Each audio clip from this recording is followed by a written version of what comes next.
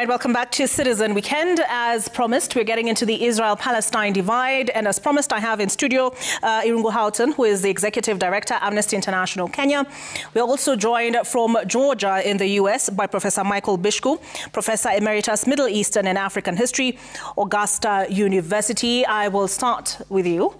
Irungu, perhaps you can give us an idea of what the humanitarian situation is in Gaza now, because you've called for a stronger statement from the Kenyan authorities.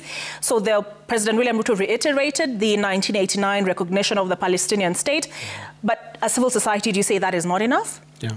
Well, I mean, just let me start with the humanitarian, the human rights situation. I mean, of course, we know from, next month will be the second anniversary of the bombardment of Gaza, and we've lost, 65,000 people have been killed. Today, 91 people were killed, and these are people who are largely defenseless. They're not carrying arms. They are essentially being killed by the aerial and the ground assault on Gaza at the moment. So the situation is just dire. We haven't even started talking about the famine and the So collapse. this is 65,000 since October the 7th? Yes, 2 years ago, okay. Since the bombardment started. So I think the situation is very dire, and I think that's what's tipped the diplomatic offensive away from Israel and the United States of America. But I think what we have been saying is that the recognition of Israel is complementary. I think now we're up to about 157 states out of 193 that have recognized the state of Palestine. However, it means nothing to the people who are starving, who are being denied medical health, who are being bombed, and those who are being essentially treated to one of the worst humanitarian disasters I think we've seen, in several years. I mean, I think Sudan is a matter of concern at the moment, but Gaza is something that Kenyans need to be paying attention. So we're calling on people to go beyond the recognition. The states must go beyond recognizing. They must begin to call for the unlawful an end to the unlawful occupation of Palestinian territories. They must stop the bombardment of Gaza. They must allow for a humanitarian corridor. And lastly, we have to see an end to the apartheid system that is essentially being imposed on the people of Palestine. All right, and I'll ask you to explain that a bit more. But Professor, let me bring you in now.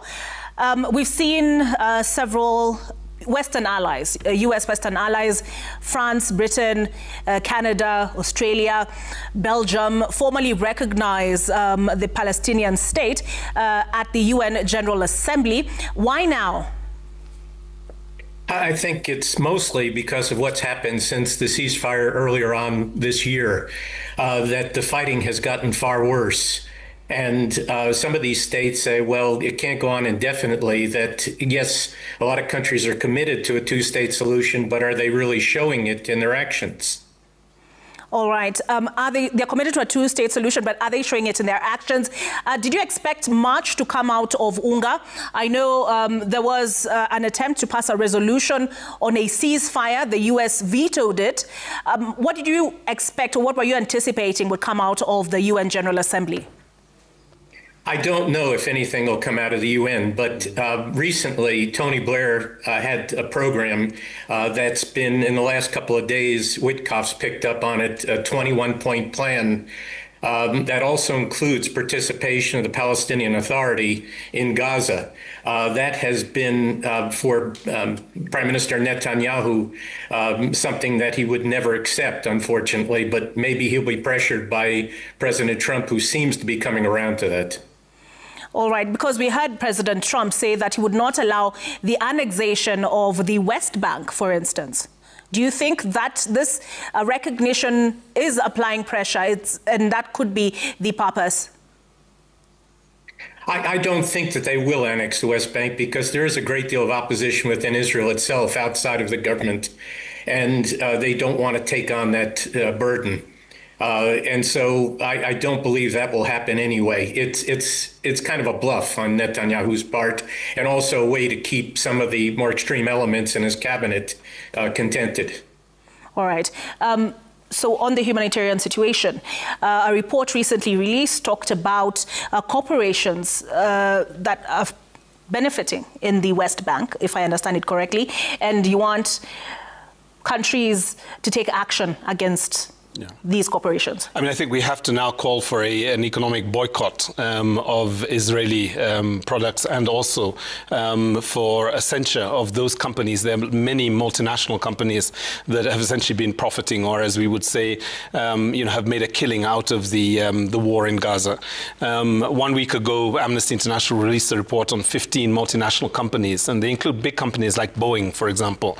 And what we've been arguing is that there are companies that are essentially making money. They are essentially profiting from the violence that we've seen, and that has to stop. Well, just to give you an example, there are companies that sell surveillance technology. They sell intelligence, hardware. They sell computers. They sell, in some cases, even the case of, I think, Airbnb. We've been very concerned about the use of Airbnb in parts of the West Bank where there has been occupation, where Palestinians have been essentially ejected from their land. These are occupied Palestinian territories, and there are companies that are using their services to essentially market properties that have just been taken over by Israelis, and they shouldn't be doing that. So I think we've been arguing that this has to stop.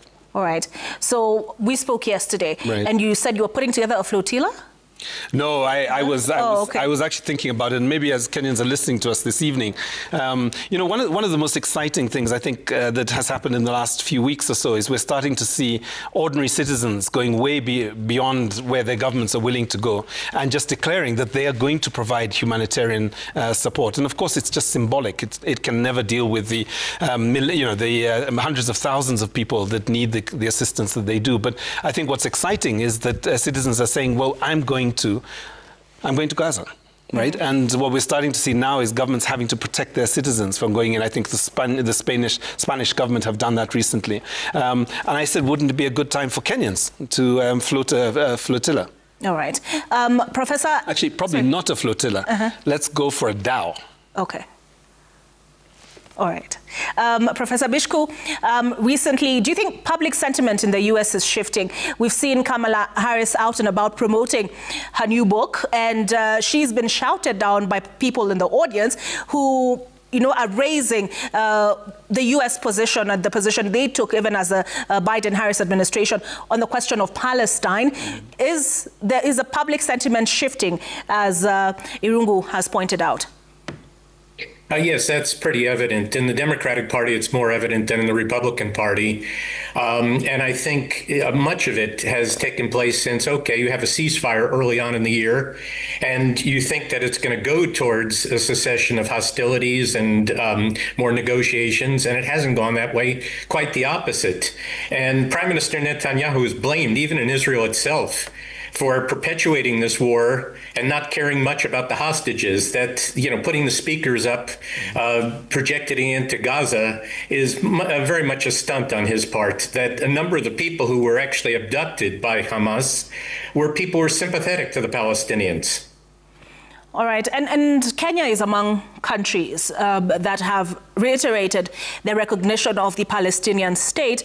You've written about the relationship that East Africa has had with Israel, for instance. And one of the things you point out is that we have a history of cooperation in the area of agriculture and in the area of security. Do you expect Kenya, let's talk about Kenya's case, do you expect Kenya to, do as Irungu and the civil society are calling for, a strongly worded statement condemning the atrocities that have been committed in Gaza? I think it could go both ways. It could condemn more strongly, as was the case during the midst of the war, but at the same time cooperate. Because if you look at a country, an Arab country, the United Arab Emirates, business as usual.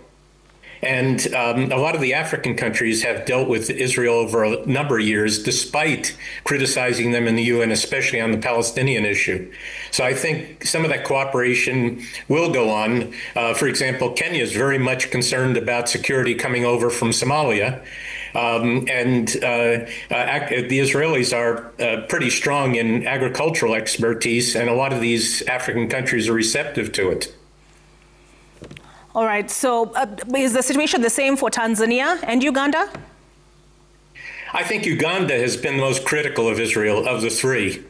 And it's hard to say with regard to Uganda what might happen. In the case of Kenya and Tanzania, probably will continue to cooperate to a degree and maybe out in public criticize Israel at the same time.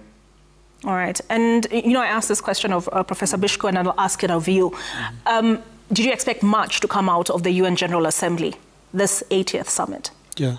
Well, a week ago, there were upwards of 2,000 people in Uhuru Park. And many of us, we were very conscious that was the week that the UNGA was taking place. And it was important that we actually demonstrate very clearly what are, I guess, the pro-people positions that the government should take. And we heard, the Secretary General, for example, of the United Democratic Alliance. We heard several MPs. We heard religious leaders say that they want the government to go beyond statements. They don't want just statements. They want to review the relationship with the embassy, for example. And it's important to recognize that actually, the issue is not really an issue against the Israeli people. It's not against the state per se, but it is against the practice of the state in the context of the occupied Palestinian territories. And what we've been saying essentially is that the international community must do a number of things. First of all, there must be a comprehensive arms embargo. Now, we did not get to a point primarily because of the obstacles that the United States is generating at the level of the Security Council. But we need to see a comprehensive arms embargo. We need also to see targeted sanctions on specific Israeli senior commanders and political leaders. And if it goes into the cabinet, that would be important. And I think the last one is this, is that people, consumers, need to start boycotting Israeli products and those companies that are essentially complicit with the genocide we're seeing in Gaza. That's what we need to see of the international community right now. And I think the pressure will continue as, unfortunately, it seems that the Israeli Defense Forces have no barriers. They have no guardrails. They are continuing to bombard Gaza and seem to be very clear that they want to actually erase Palestine from the map. All right. Professor Bishko have the last word. What do you anticipate? How will this move forward, this conflict? It's hard to say. As a Middle East historian, I don't know how it's going to end this conflict if Prime Minister Netanyahu is in power. With probably the most right-wing government in Israeli history. And so it needs to have pressure coming from the United States. Unfortunately, President Trump has exerted far less pressure than even President Biden did in the past. And so it all depends on if there's confidence, some of the Arab governments that get along with Israel are willing to cooperate in some sort of peacekeeping operation in Gaza, that this might bring it a little bit more forward. All right, thank you for speaking to us this evening. That is Professor Michael Bishku, Professor Emeritus, Middle Eastern and African History, Augusta University. We've also had in studio Irungu Houghton, Executive Director, Amnesty International Kenya. It's a situation we continue to keep an eye on, so I hope to continue engaging you gentlemen as we move forward. All right, we take a break, but Citizen Weekend continues on the other side.